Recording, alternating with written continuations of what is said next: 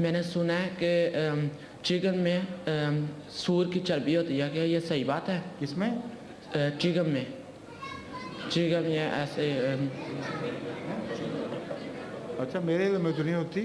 جی. اس کی وجہ یہ ہے کہ آج کل جتنی بھی کمپنیاں ہیں قانون کے تابع پابند ہیں کہ اس چیز کے اندر جس کو وہ کھانے کے لیے بیچ رہی ہیں اس میں ہر چیز کی تفصیل بیان کریں. اس لیے جن چیزوں میں سور کی چیز ہوتی ہے، مثلا بعض چپس ہیں وہ لاٹ سے بنائے جاتے ہیں، ان پر کمپنیاں لکھتی ہیں ان کاغذوں کے اوپر اس میں لاٹ پڑی ہوئی ہے. بعض ویجیٹیبل آئل لکھتے ہیں، اس میں ویجیٹیبل آئل ہوتا ہے. تو آپ چیونگم دیکھ لیا کریں، اگر اس میں سور کی چربی ہے تو وہ نہ کھایا کریں. سمجھے؟ سمجھا. ٹھیک.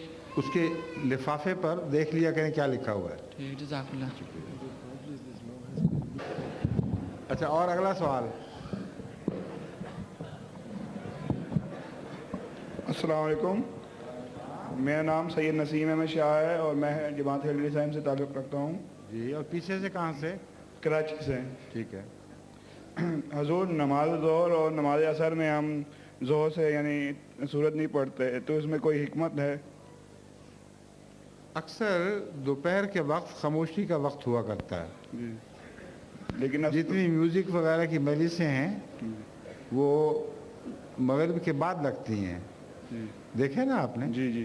رات بھیگے تو آوازیں نغمے کی اونچی ہو جاتی ہیں. جی. اور پرندے بھی صبح کے وقت چہچہاتے ہیں اور دوپہر کو خاموش ہو جاتے ہیں. جی. تو اللہ تعالیٰ نے انسانی فطرت کے مطابق نمازوں میں اونچا پڑھنا یا دل میں پڑھنا یہ مقرر فرما دیا ہے. ٹھیک ہے؟ جی. جزاک اللہ. السلام علیکم ورحمۃ اللہ. میرا نام وعلیکم السلام ورحمۃ اللہ. میر نسیم الرشید ہے. جی. پاکستان سے راولی سے تعلق ہے. ٹھیک ہے. اور یہاں سے مجلس علم سائن سے. ٹھیک ہے. قرآن مجید کے مطابق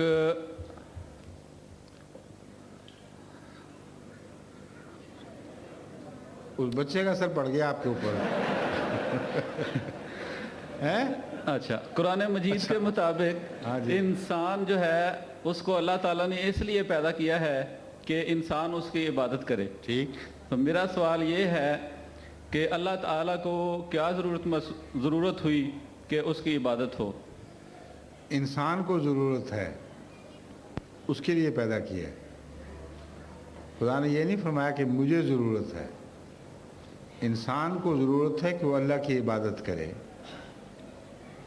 عبادت کرے گا تو اس کو خدا کی طرف سے وہ چیزیں ملیں گی جن کا مالک وہ ہے. بس انسان کو عطا کرنے کے لیے اور پہلے سے زیادہ اچھے حال میں کرنے کے لیے اس کو سمجھایا گیا ہے کہ میری عبادت کرو گے تو تم پہلے سے بہتر حال میں ہوگے. اگر نہیں کرو گے تو جانوروں کی طرح دنیا میں مر کھپ جاؤ گے اور تمہیں ہمیشہ کی زندگی یا روح کی زندگی نہیں ملے گی. یہ مراد ہے عبادت سے. شکریہ. ایک اور ہلکا پھلکا سا سوال ہے. بے شک فرمائیں. ٹائی باندھنا جو ہے اس کا مذہبی طور پر عیسائیت یا سلیب وغیرہ سے کوئی تعلق ہے؟ کوئی تعلق نہیں ہے. اگر اس کا تعلق ہوتا تو یہودی ٹائی نہ باندھتے. سمجھے؟ ہاں جی. السلام علیکم. یہ تو پہلے رومال ہوا کرتا تھا جس کو یہاں بھی اور ہمارے ملکوں میں باندھا کرتے تھے، کیونکہ آج کل جس طرح بٹن اور کاج وغیرہ ہیں، پرانے زمانے میں بعض وقت کھلی قمیضیں ہوتی تھیں تو اوپر وہ رومال باندھ دیا کرتے تھے. تو آہستہ آہستہ اس میں گانٹھ بنی، پھر وہ ٹائی کی شکل اختیار کر گیا. فرمائیے. السلام علیکم ورحمۃ اللہ. حضور، وعلیکم السلام. میرا نام محمد ولید احمد سیکھی ہے. دونوں ہاتھ جیبوں میں کیوں ڈالے ہوئے ہیں؟ مائنکا کی جماعت سے تعلق رکھتا ہوں. میرا سوال یہ ہے کہ ہمیں پتہ ہے کہ حضرت آدم علیہ السلام پہلے انسان تھے. نہیں پتہ. مجھے تو نہیں پتہ. تمہیں کہاں سے پتہ چل گیا؟ کہاں لکھا ہوا ہے؟ میں نے سنا ہے. سنا ہے. کہاں سنا ہے؟ سنی باتوں میں نہ اعتبار کیا کرو، غلط ہے. حضرت آدم سے پہلے بہت انسان تھے पूरी दुनिया बसी हुई थी। मेरा मतलब है कि पहले नबी थे। ये मतलब ठीक है। हमारे इल्म के मुताबिक ये भी ज़रूरी नहीं कि पहले नबी हों, मगर जिस नबी से ये सिलसिला नबूवत का चला, जिसमें हज़रत इब्राहीम रसूलुल्लाह सल्लम पैदा हुए, उस सिलसिले के नबी का नाम आदम था। समझे हो? जी। लेकिन और नबी अगर हैं और पहले के हैं तो हमें इल्म नहीं, हो सकता है हो, बाज़ जगह इल्म भी है कि हुए होंगे जो आदम से भी पहले के हैं। तो अब सवाल करो, क्या सवाल करना चाहते हो?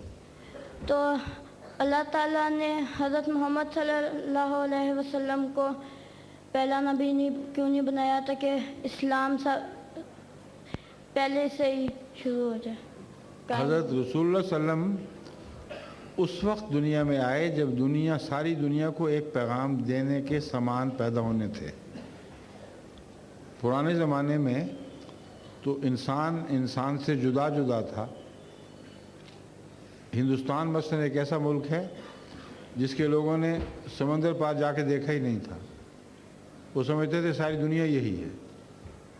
तो जो पुराने ज़माने थे उनमें इंसान से कटा हुआ था, इसलिए आलमी मज़हब नहीं आ सकता था जो सारे आलम का हो, यूनिवर्सल मज़हब हो। तो रसूलुल्लाह सल्लल्लाहु अलैहि वसल्लम के ज़माने के अंदर वो ज़माना आना था।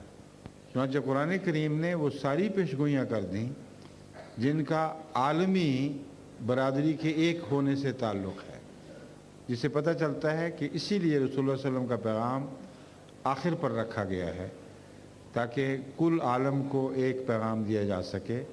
ऐसे ज़राए पैदा हो जाएं जिसमें इंसान एक दूसरे से इकट्ठे हो जाएं। इज़न नुफूस व ज़ुव्वजत, कुरान फरमाता है वो ज़माना आएगा जबकि इंसान से मिला दिए जाएंगे। वो ज़माना रसूलुल्लाह सल्लल्लाहु अलैहि वसल्लम का ज़माना था, इसलिए वो आखिरी पैगाम आपको मिला है। जी। समझ गए हो? जी। शुक्रिया। जज़ाकल्लाह।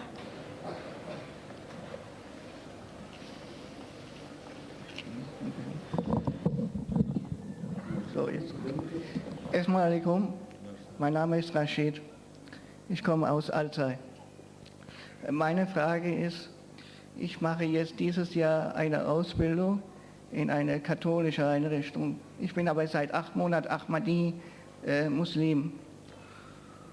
Und die Frage lautet, darf man mich in dieser Einrichtung zwingen, Schweinefleisch zu essen oder Alkohol zu trinken? Oder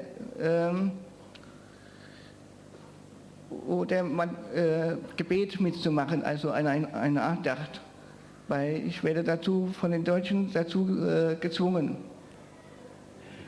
Was für eine Einrichtung ist das? Was für eine Einrichtung ist das? Einrichtung von der Diözese Regensburg, eine katholische اور وہاں پہ ان کے ساتھی ان کو مجبور کرتے ہیں کہ یہ وہ سور کھائیں یا شراب پئیں تو کیا کر سکتے ہیں؟ He has difficulty with his ear-sight. Therefore he is in a Christian institution. And there he thinks, they are pressing him to eat swine and drink alcohol, and he has to attend a prayer service from them. Refuse to eat what they tell you. Geh zurück und hör am Kopfhörer die Übersetzung. Danke.